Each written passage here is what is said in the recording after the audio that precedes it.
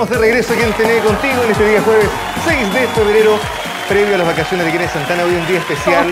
Agradezco que me trajo hoy día, me trajo lo prometido.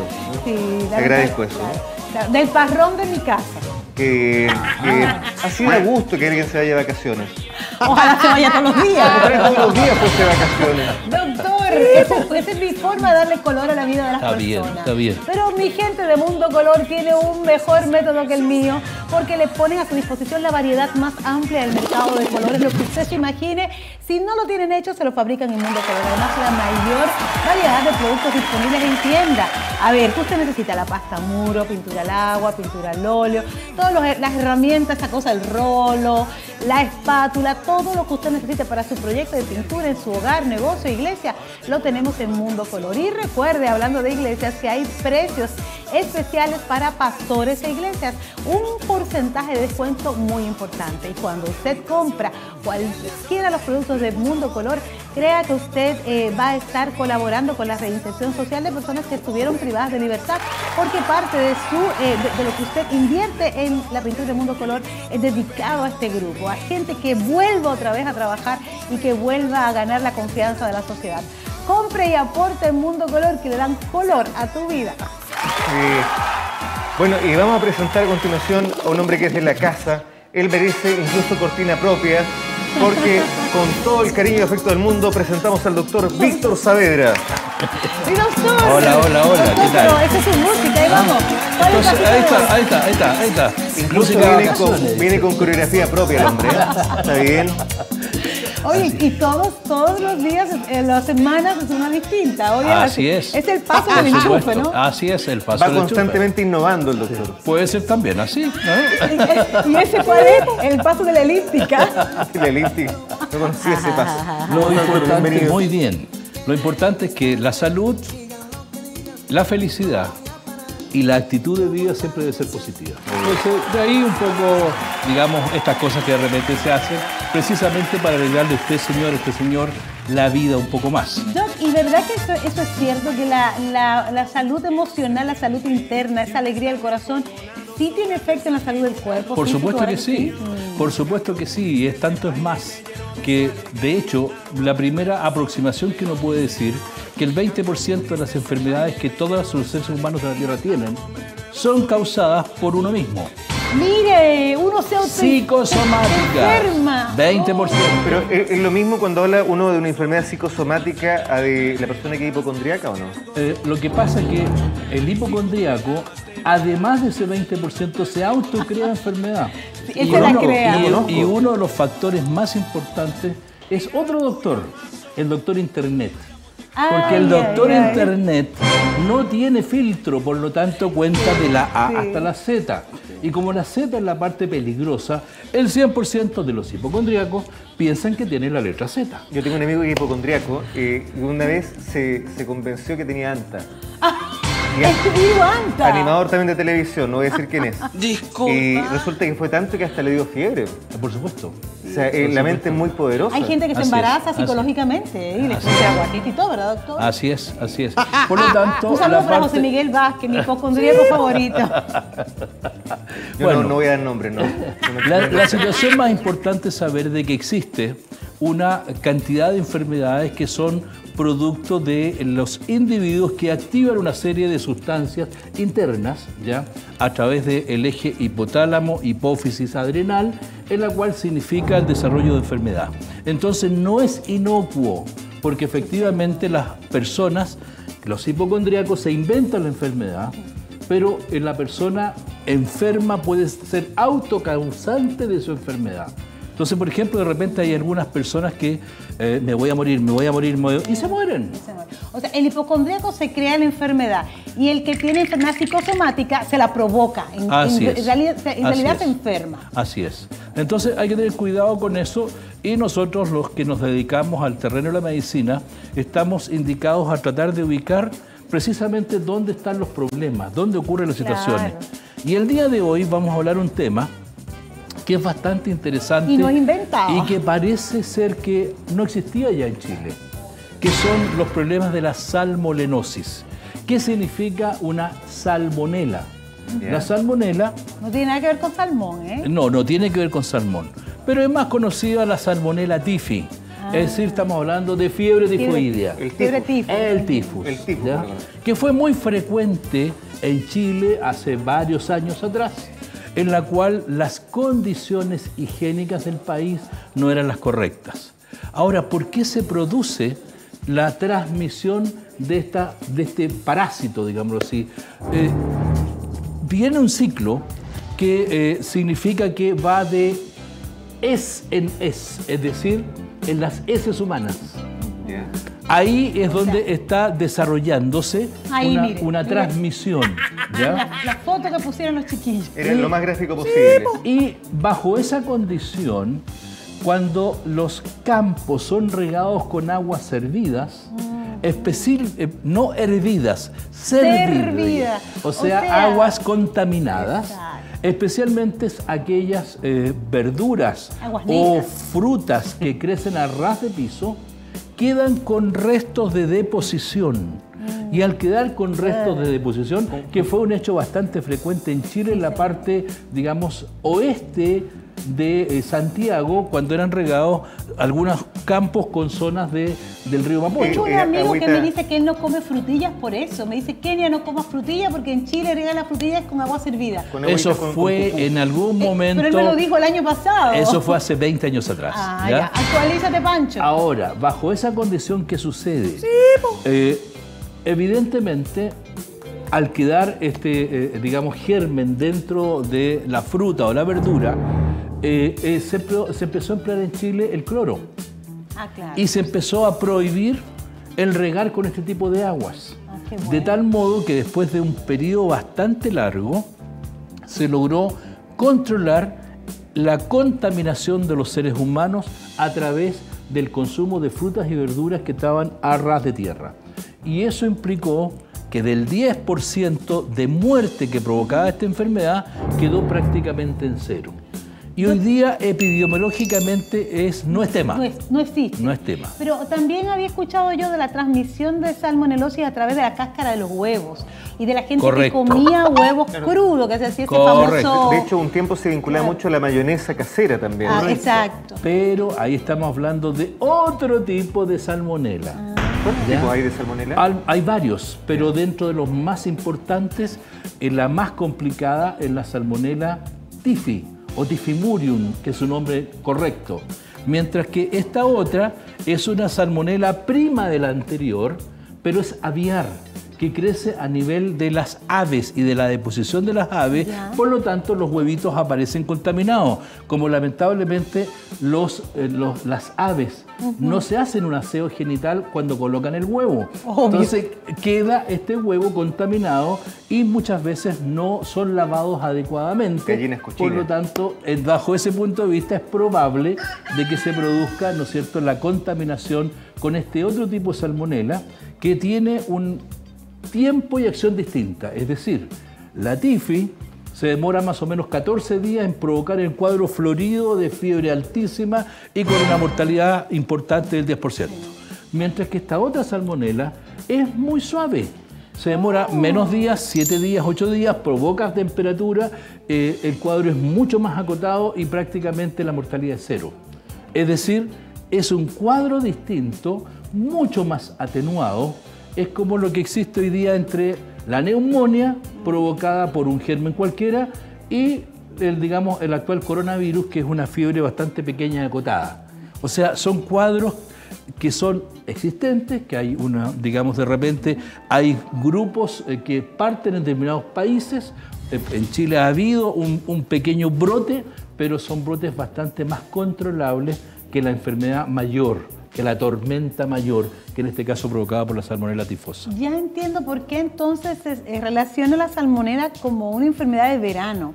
Y es porque en verano es que se consumen más todos estos productos que estaban a ras de tierra. Por supuesto. La hortaliza. Por supuesto. Y en el caso, pero insisto, en Chile está controlado el cuadro de la salmonela tifi. Sí. A diferencia de la salmonela aviar, que realmente, efectivamente, el calor en la cual se expone una mayonesa perfectamente puede hacer de que crezca una mayor cantidad de gérmenes, no solamente de la salmonela. Pasa mucho con los paseos de gente que va con las papas mayo, por ejemplo, al picnic y los dejan asoleando un rato. Exactamente, o que los preparó en la noche anterior y los dejó tapaditos con algo, pero no en el refrigerador. Entonces, al llevarlos tapaditos con algo, es un caldo de cultivo porque mantiene una temperatura más alta.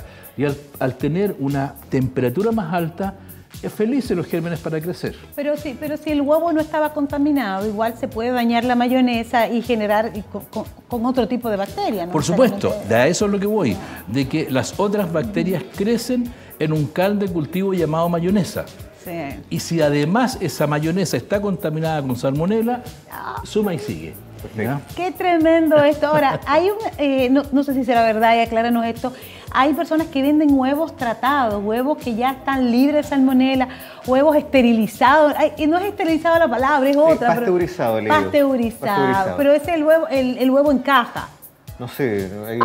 Sí, porque hay un huevo en caja que... Yo tengo una picada completa donde dicen mayonesa con huevos pasteurizados. Exactamente. Ahí me siento confianza. Perfecto. Lo que pasa es que el único tratamiento que hay para ello es que precisamente las cajas de huevos van siendo pasadas por un sistema... Una luz ultravioleta. Que justamente que mata los gérmenes que están en la cáscara del huevo. Eso es la pasteurización. Sin afectar el contenido interno del huevo. ¿Ya? Ahora, el hecho de que sea la cáscara pasteurizada no implica de que si uno prepara la mayonesa y la mayonesa la deja a la intemperie, el producto del calor, eso no se vaya a contaminar. Exactamente igual. Y yo quedo con tanta confianza a comer completos para allá. No, igual se puede dañar porque la única bacteria que le cae a la comida no es solo la salmonela. Por supuesto. ¿Cuántos miles? Ahora, perdón, pero debemos recordar otra cosa que es bien importante y que se nos olvida. Aquí estamos pensando en que las bacterias que estamos adquiriendo son malas. Y no necesariamente son tan malas. Y lo digo ¿por qué? Porque en nuestro intestino tenemos 2 kilos de bacterias. ¿Viste que no está gordito, Mario? Son las bacterias. 2 kilos de bacterias. Estos 2 kilos de bacterias, si nosotros las pusiéramos en línea, es una fila que llega un poquito más allá de la luna. En segundo lugar, si contamos el ADN que tienen esas bacterias, el ADN de las bacterias es mayor al número de ADN de células humanas. Vaya. O sea, por lo tanto, yo lo he dicho que somos más bacterias con células humanas que humanos con bacterias. Sí, con bacterias. Wow. Por lo tanto, las bacterias no son tan malas como uno piensa. Y son positivas, doctor, hacen bien al cuerpo. Por supuesto. Es decir, tiene una serie de procesos que se van al interior de nuestro cuerpo, en nuestro intestino, que están involucrados en todos los procesos biológicos, de los seres humanos. Es más, una desincronización del número de bacterias en nuestro intestino pueden hacer que las personas sean delgadas u obesas, que tengan diabetes o no la tengan, que sean hipertensos o no, que tengan riesgo de enfermedad cardiovascular o no, es decir, que tengan Alzheimer o no, que tengan dermatitis o no, es decir, tienen una gran cantidad de acción el hecho de las distintas poblaciones de bacterias que viven en nuestro interior. Impresionante que una bacteria pueda decidir eso en tu vida. Doctor, y ese desequilibrio bacteriológico en nuestro intestino, sabemos que hay buenas y hay algunas que están controladas, ¿verdad? Correcto. Que son malas, pero están en una población controlada que no nos afectan. Ese desequilibrio, ¿cómo se produce? ¿Qué daña? ¿Qué mata las buenas y hace que crezcan las malas para que nos hagan daño? O sea, basta, por ejemplo, de repente, un vaso de algún licor. A veces basta el consumo de algunos tipos de, digamos, de cigarrillos. Basta algunos tipos de alimentos. Basta a pequeñas cosas, digamos, que pueden alterar la microbiota intestinal. O, por ejemplo, lo que más altera, y de verdad que hay que tener bastante cuidado, es con algunos tipos de alimentación que uno normalmente hace cuando se carga mucho algunas cosas y no sobre otras, o el uso indiscriminado de antibióticos. Los antibióticos vienen siendo como una bomba de racimo, mata todo, buenos y malos. Y la recuperación de una flora microbiana alterada puede ser desde nada hasta por toda la vida. ¿Y nunca llegan a recuperarse? Pueden llegar a no recuperarse nunca. Entonces, hay muchos que todavía desconocemos, muchísimo. Doc, ¿por qué la salmonela se considera, oigo los médicos que pueden hablar de Escherichia coli, de esta otra Candida albicans, pero no la consideran tan mala como la salmonela? ¿Qué es lo que hace como que ella está así especialmente mala? Claro, ¿por qué le tenemos tanto miedo? Exacto, porque la salmonela, recién dije, produce el 10% de las muertes, ¿ya? Es decir, una salmonelosis implica que se va directamente a lo que se llaman las placas de Peyer, que son placas inmunológicas que están distribuidas en nuestro intestino. Pues bien, la horadan y la rompen. Al romperla, simplemente se produce un vaciamiento del contenido del intestino sobre el individuo, provocando una hemorragia intestinal y muerte. Ahora, traduciéndolo al lenguaje del televidente, ¿cómo puedo darme cuenta que los síntomas que tengo son de una salmonela y no son de una gastritis común y corriente? La salmonela pincha en los intestinos, lo orada. Exactamente. Ahora, lo principal es el único síntoma. ¿Uno solo? Un síntoma que es inevitable. ¿Ya? Fiebre alta.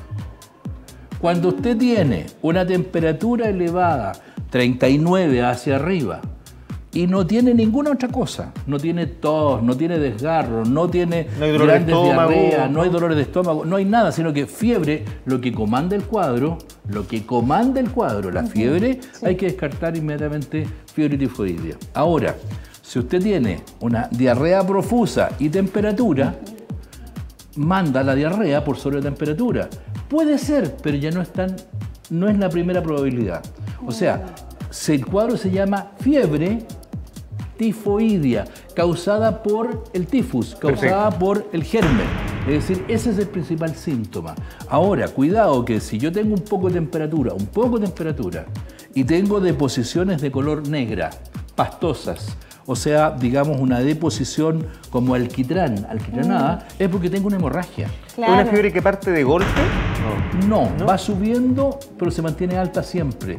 A pesar que uno le deje tratamiento antipirético, o sea, para bajar la temperatura, las personas mantienen temperaturas altas. Es muy importante lo que dijo del color de las heces. Por eso uno, si se siente mal o tiene estos cuadros, hay que mirar las heces. No vaya al baño y lo descargue sin verlo, por más desagradable que le parezca, porque las heces nunca son negras.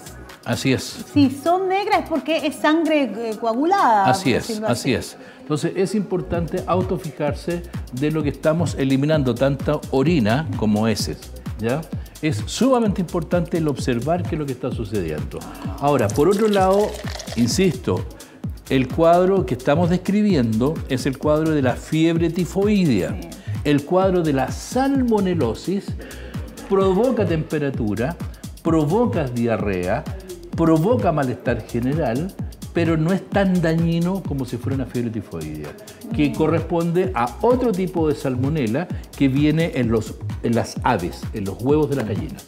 Ok. Tenemos que diferenciarla, pero eso se hace con un examen. Uno no estaría en capacidad de... Por supuesto. Además de la fiebre, tener otro factor diferencial. Por supuesto. Para la fiebre tifoidea existen varios exámenes, ¿ya? Del paratifo y del tifus, ¿ya? ¿Todos son cultivos de la que casita? Son cultivos, por lo tanto es fácil, y no con sangre. Con sangre. En sangre se determina la aparición de anticuerpos en la sangre contra el germen tifoideo y contra el paratifo. Entonces, uno rápidamente se observa cuáles son sus niveles y es ahí donde uno toma una definición al respecto. En líneas concretas para prevenir este tipo de enfermedades, básicamente es un tema de higiene. Primero, lavarse bien las manos. Toda vez que uno vaya al baño, lavarse las manos como corresponde. En segundo, los manipuladores de alimentos tienen que necesariamente usar guantes cuando son para otras personas. Cuando son en la casa, ojalá usar guantes o si no, lavarse frecuentemente las manos.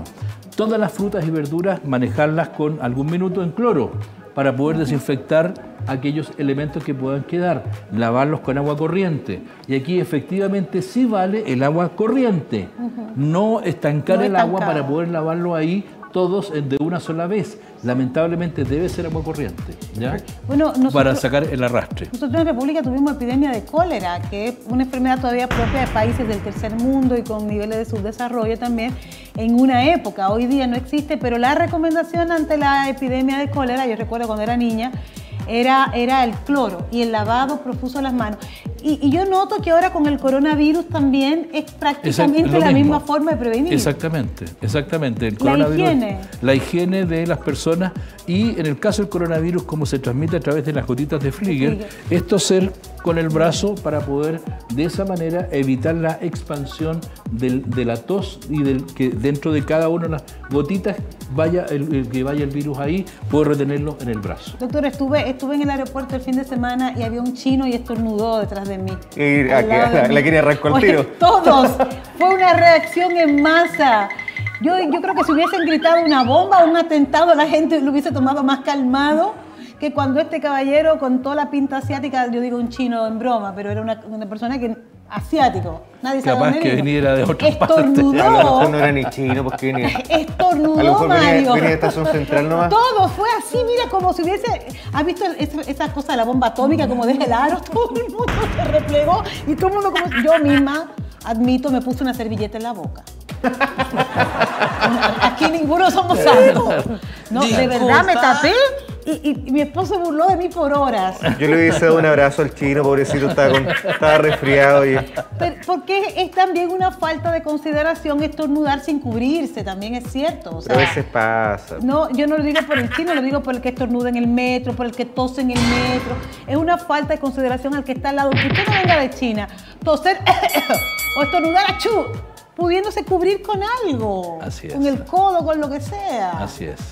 No. Mire, yo que pensé invitarle a unos guantanes y una roya primavera más tarde. Ya. Muchas gracias, doctor Víctor Saavedra, por acompañarnos en esta mañana.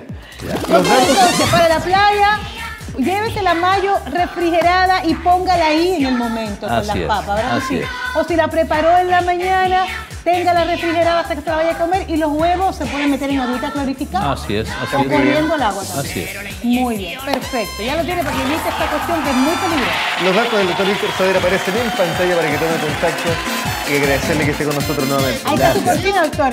El baile del enchufe, ¿cómo era? Claro. Y nos vamos a una pausa comercial porque ya sigue Tele Contigo.